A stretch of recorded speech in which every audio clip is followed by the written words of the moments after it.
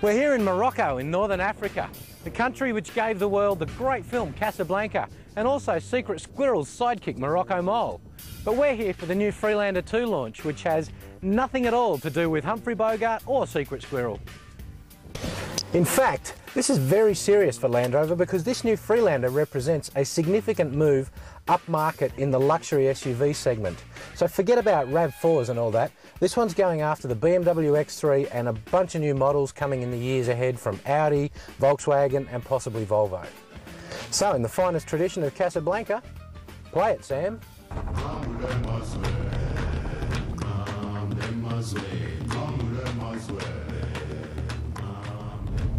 And straight away you can see they've made a real effort with the car.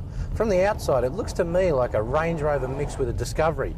No bad thing, much better than the last one. And the inside to me is where the biggest changes have taken place. This is much more prestigious, more luxurious. Now we are in the top model in the range. In fact, we're in the 3.2 litre 6-cylinder petrol. There'll be two models in Australia. A second one will have a 2.2 litre diesel, which interestingly Land Rover thinks will be the bigger seller. There's a lot shared with other models in the Land Rover range. I mean, just look at this steering wheel for starters. But we've also got practical things like this terrain response system.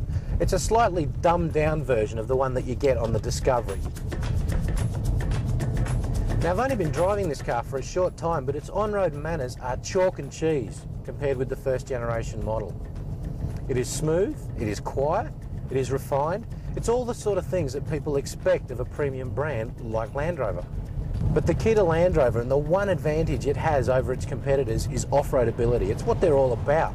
Is this car as good as it needs to be off-road to wear the Land Rover badge proudly? Let's find out.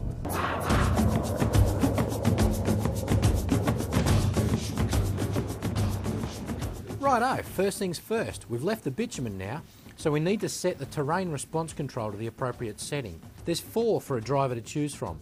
One is for general driving, there's one for mud and ruts, a third for sand, and the fourth one we're using here is for grass, gravel and snow.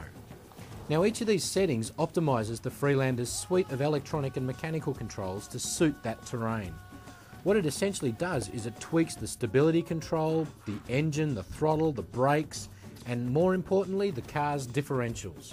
And it does a seamless job of keeping the Freelander moving across the rough terrain. Now equally at home off the road as it is on the road is this new 3.2 litre petrol engine, which incidentally is from Volvo. In this instance it's teamed with a 6-speed automatic transmission. It's smooth, it's powerful and it is effortless. All the things the last one wasn't. Equally important in this situation is the car's ground clearance, a decent 210mm at its lowest point. Now that's not so important in sand, but more so is the engine's predictable power delivery and robust torque curve. Consistency is the key to sand driving, and the Freelander turns it into a complete doddle. And that means it's a lot of fun on the beaches. But enough of that, let's get back on track here. We've driven it on the road, we've driven it off the road, we've even driven it on the beach. And one thing is clear, comparing this to the original Freelander, it's like chalk and cheese. That one was the donkey, this one is a real thoroughbred. And it's got everything it needs to go head to head with the Europeans. If it can tackle Morocco, it can tackle anything.